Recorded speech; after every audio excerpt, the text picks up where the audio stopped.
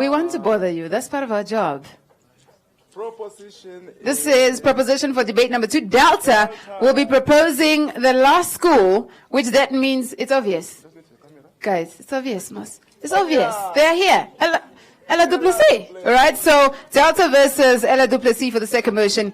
For the first motion, we'll have Kariba Private versus Concordia. All right, that's going to be the semi-finale for next week, Tuesday. Well, that said, we have sadly come to the end of the show. I am Shantae, and music is my addiction.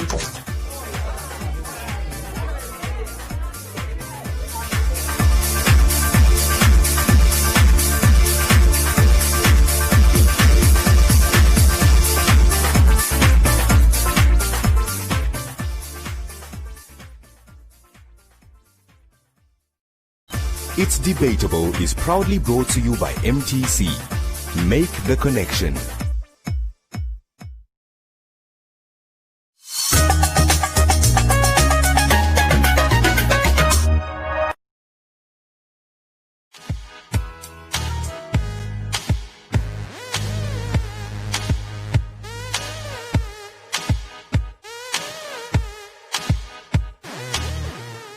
African leaders, ne? Just wow. The whole continent is burning, and the citizens who are demanding that they are treated with the respect and dignity that they deserve are feeling the wrath of national security forces. We can be very grateful that despite the heavy-handed response to the Namibian protesters in the Shut It All Down movement right here at home, no one was killed. Nigerian youth protesting against the brutality of the security forces in the Special Anti-Robbery Squad were not so lucky. AU leaders and even the Nigerian President Buhari were just mum, and even Facebook and Instagram blocked posts on the protests as in misinformation. It took the murder of the first victim of the SARS force during the protests for Buhari to respond, and that young man was not even part of the protesters.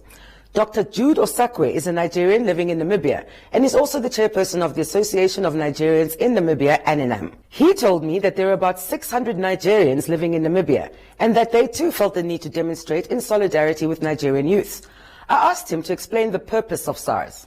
The full meaning of SARS is Special Anti-Robbery Squad. The main reason why SARS was set up was to help fight armed robbery and kidnapping, because those are the two main issues we are facing in Nigeria. SARS has been set up for a very long time, and since SARS was set up, we have been having a series of problems. Their terms of reference, like I said before, was, because it has been disbanded now, so their terms of reference was to fight crime. But unfortunately, they are deviating from what they are meant to do.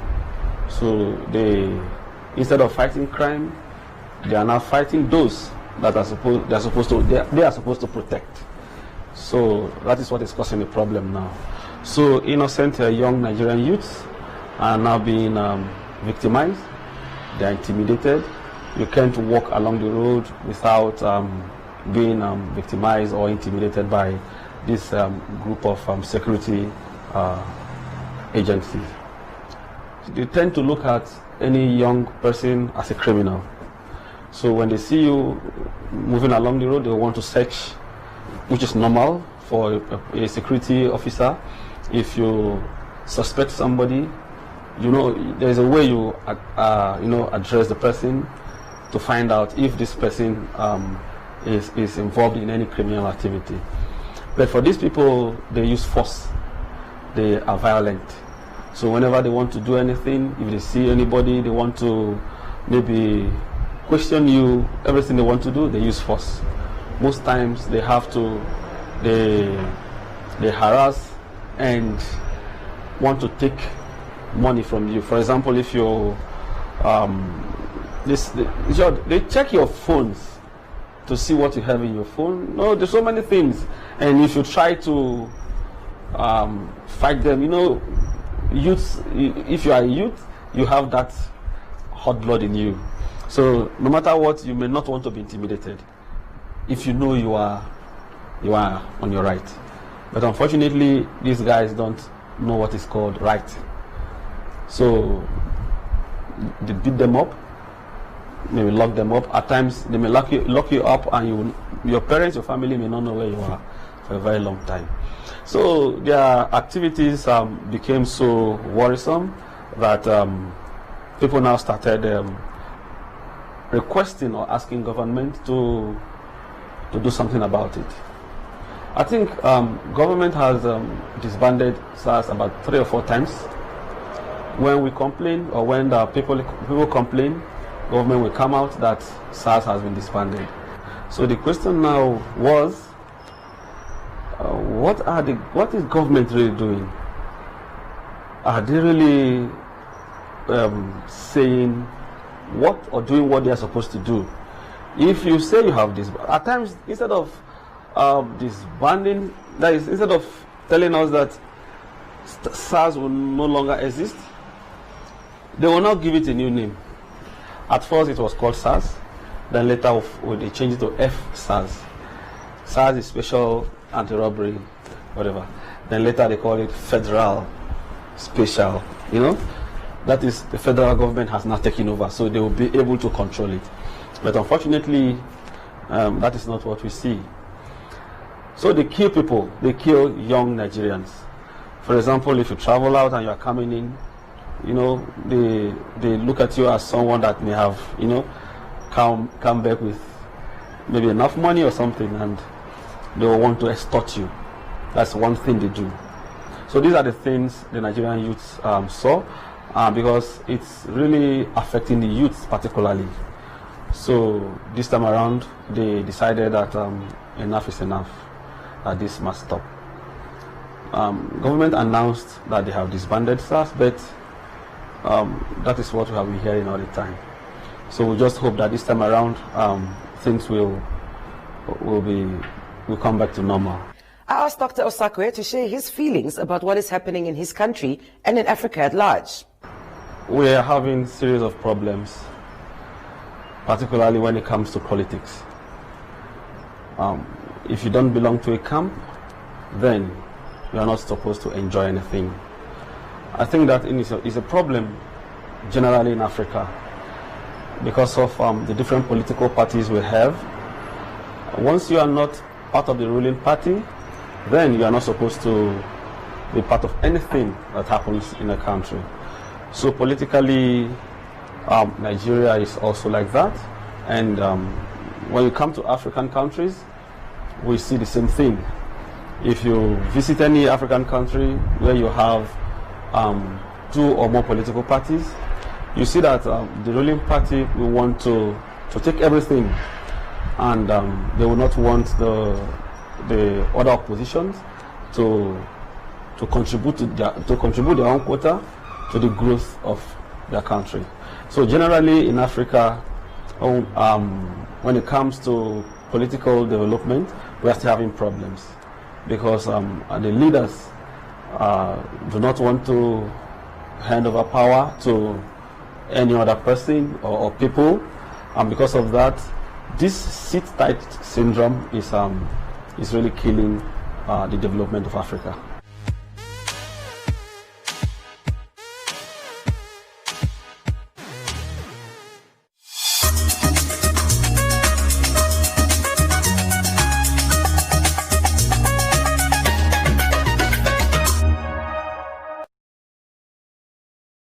It's been a tough year for everyone, but it can also be a time for making good changes. Change in terms of optimization, relooking your finances, policies, and lifestyle. It requires some effort, but it definitely pays off. That's why the Good Deal engages with the public on better value for money. In other words, good deals. Right now, I want to talk to you about short-term insurance.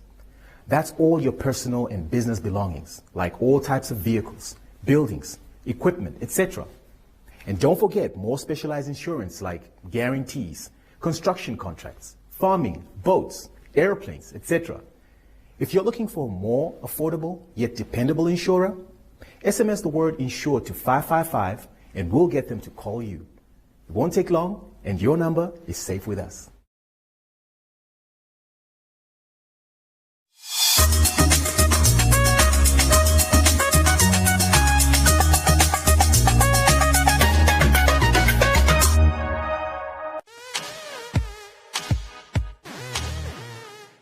Dr. Jude Osakwe, a Nigerian living in Namibia, shared his views on the ever-increasing trend of government using security forces to brutalize their citizens. This following weeks of protests in Nigeria that have seen the blood of the youth being spilled. You know, most of these people, particularly the leaders, they feel that if they instill fear on their people, they will fall in line. So most of them use this principle of instilling fear on their people. So they feel that if they use security agencies against people, they will be afraid and then sit in their houses. The Nigerian community in Windhoek demonstrated outside their embassy this week. I asked Dr. Osakwe what they hope to achieve. Yeah, for Nigerians here, we don't live in Nigeria. And in as much as we don't live in Nigeria, we know what is happening there. We follow the everything that happens there. So, as it is now, we have a problem. We have brothers in Nigeria. We have sisters. Our parents are there in Nigeria.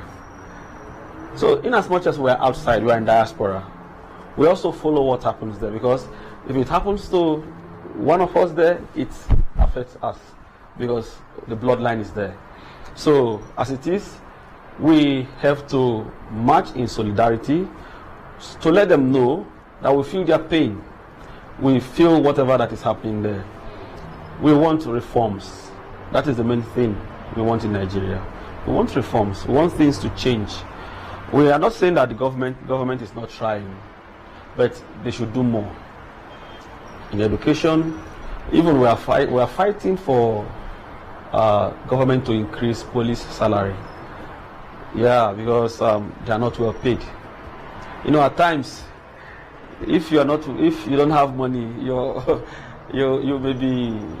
may transfer your aggression to someone else, you know, something like that. So their salary is meager, so we want government to increase their salary. We want government to look at the various sectors of our economy and see how they can boost it. That is just what the youth is fighting. Yeah, in as much as he's a government person here, he represents government here, and we feel he can take our message to government. As it is here, he's our president here in Nigeria, in Namibia, so she should be able to take our problems to the headquarters. Aforofem Afobunor, a Nigerian activist and journalist in Nigeria, breaks down what is happening on the ground, since many Nigerians took to social media to lament the fact that their president had said nothing about the killing of youth in this country. Now the president was forced to have that broadcast last week Monday, and he actually acknowledged the death of Jimoh Ishaq and said investigations were underway to find out what exactly had happened to the young man who died and was just buried also the same day. He also promised that he was going to not just disband the Special Anti-Robbery Squad of the Nigerian Police Force, but he was going to reform the police entirely, and that we needed time to do that people should exercise patience. People should just calm down. But afterwards, the broadcast, we actually thought, that something was going to happen immediately. Once the president said, okay, now we're going to disband the anti-robbery, the Special Anti-Robbery Squad unit, and we're going to start work immediately to reform the entire Nigerian police force, and then of course we're going to begin to investigate into the death of the young man who died at the beginning of the peaceful protest, Jimoh Ishaq. Yeah. So I want to believe that people felt they were slow, because now they had a panel. They started calling for panels. They started asking the youth to bring representatives. Who are your leaders? Come to the panel. There's a slot for youth. Join the panel. Now the youth, on their own told the government that they have no leaders, that they were all leaders who have decided to take responsibility for the injustices that has been happening and meted out on them. One of the things that the special anti-robbery squad units have been quoted to have done to young innocent Nigerians is to extort them, to go to their ATMs, ask them for money, brutalize them, injure them, and also kill them and rape them. So some of these things, so the youth told the government that they have no leader. What they want is for work to be done. They want to see results. They want the government to apprehend, bring to book the killers, the perpetrators. No one was answering. No one was no one was apprehended. No police officer. No names were mentioned by the government. But the government kept insisting, there was a panel and the youth should have their representative at that panel. And no leader, the youth didn't give up a leader. They said they were all leaders and they just wanted the government to do their job. So, nothing happened. The process continued. It became larger, spread more across the country.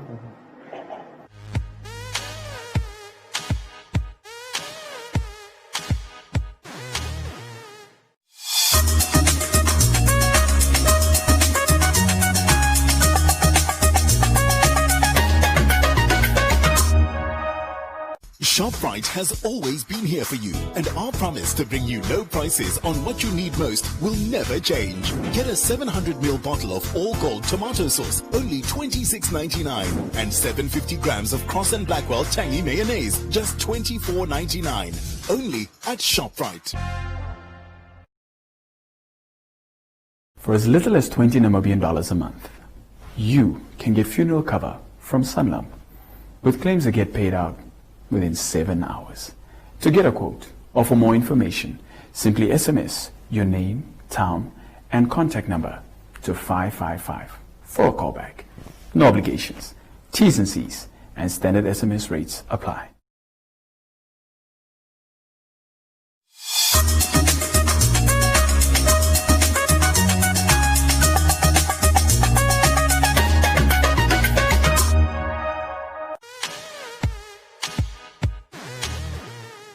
Reportedly, 70 protesters lost their lives in what has been dubbed the Lekki Tollgate Massacre. Nigerian activist and journalist Afofema Fobunor broke down what transpired there. Something that started out as a very peaceful protest. Lekki Tollgate was not just the only center of the protest, but most Lagosians most people residents in Lagos, Nigeria, went to Lekki Tollgate to air their views. While at Lekki Tollgate, there was a lot of obstruction, of course, for businesses. People were on the road for days. They couldn't get to work on time. Many people avoided work completely. They stayed back at home. They couldn't face, that number of crowd on the road. Yes. And the government of Lagos State on Tuesday decided to announce a curfew on Tuesday amidst the protest. People were already out on the street protesting, and then they announced there was going to be a curfew at 4 p.m. from 4 p.m. and everyone should go home. So what had happened is a lot of people have lived very far away. Many people couldn't get home on time. Some people decided to disregard the announcement for some reason best known to them and remained at protest ground, not just Lekki Tollgate. So we have people also at Ikeja who were protesting, also, disregarding the curfew, and they remained at different locations where this peaceful protests were being held. But for some reason, their evidence is that the cameras at Lekki toll gates were being taken out. The staffs were leaving the premises when it was the governor made another announcement to extend the curfew time to begin at I think it was supposed to now begin at 9 p.m. as opposed to 4 p.m. But the 4 p.m. announcement was well circulated, much more, than the new announcement of 9 p.m. So most people took that the time for the curfew was 4 p.m. and not 9 p.m., even though he had to extend it. And he had to extend it because a lot of people appealed that they were stuck on the road, they were stuck in traffic, they couldn't get to their homes before 4 p.m. So before the curfew was announced, the Nigerian army had earlier announced that they were going to have crocodile smile sessions beginning on the 21st, I think, of October up to the end of the year.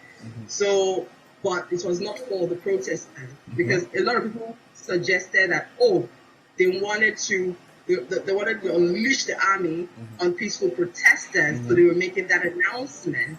So the army debunked that news and said, no, it was not for the peaceful protesters, that it is a regular exercise they actually undertake on an annual basis just to ensure the safety of Nigeria. So they debunked that news. And just the day after, at Lekki toll gate, the lights went out. The witnesses there on ground said they saw men in military uniforms. And they suggested that the men in military uniforms were men of the Nigerian army. They started shooting at peaceful protesters. And now the peaceful protesters couldn't see clearly because, of course, everywhere had gone dark.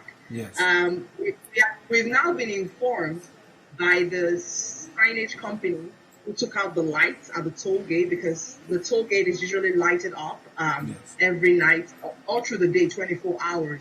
So they have actually now issued a statement to the public that they have to take the lights out because of the curfew that was announced. So they took it as everyone had gone home. They had to shut down the whole place, so they took out the lights. It was not deliberate. They already said that was not deliberate to attack the peaceful protesters. But there's been a lot of people saying that when there was curfew during COVID-19, when there was a nationwide lockdown, the signage company never took out their lights. The lights were still on throughout the curfew during COVID-19. So I take out the light. All of a sudden, when the curfew was announced to ask everyone to stay back home, including the peaceful protesters. So there's been a lot of information flying around. People are trying to link the dots and everything. But what had happened at Lekki toll gate on Tuesday this week is called the Lekki toll gate massacre. There have been reports that over 70 people died. Eyewitnesses have said that they took some bodies away, so they couldn't retrieve the bodies. The Nigerian army have debunked that and called it a fake news, and that they were not at the Lekki toll gate. So right now, the international community is asking the Nigerian government to investigate and who are these persons in uniform, in the military uniform, who had attacked young, peaceful protesters in Nigeria. So I know that as of yesterday, the U.S. mission Nigeria has called on the Nigerian Vice President, Professor Yomi Osinbajo, to a meeting.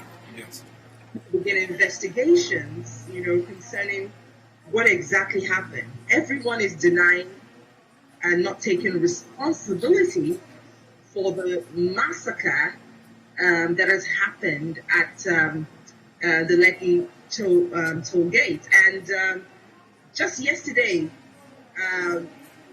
the president has again addressed the nation, and he had said that he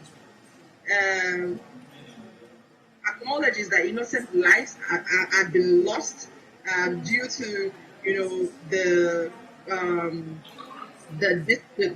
protest, which has also been hijacked by mobs and thugs. So he acknowledged that innocent lives have been lost, but now Nigerians are so upset because he never acknowledged that lives were lost at the toll gate, the Lekki toll gate. So right now, a lot of people feel sad. A lot of people in Nigeria want to leave. A lot of young people in Nigeria are looking for an exit out of Nigeria. I've had a lot of people call me. They want to be out of there. A lot of young people feel they don't feel safe anymore. They feel like they will be targeted. Exactly. Because now that the government is hiding the truth, for them, it is saying they're not safe. It means if something goes wrong and something happens to them, the government is going to tell the world that they never existed. That is what the speech of the president, which was broadcasted live on national TV, sent out yesterday, because no acknowledgement whatsoever to what had happened at the Lekki toll gate on Tuesday. And with that, it's a wrap. Stay woke with It's a Wrap by following us on our social media pages. It's a Wrap Nam on Insta, It's a Wrap Namibia on YouTube, and It's a Wrap with Erica Gebhardt on Facebook.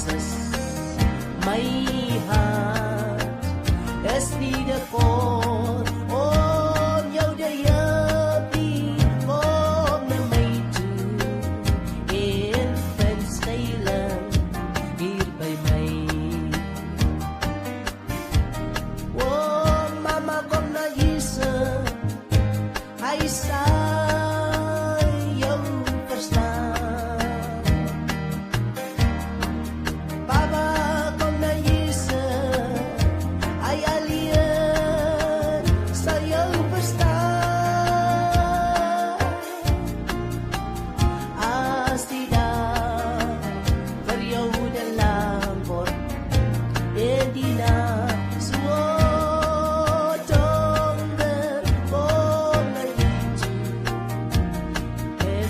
spelen.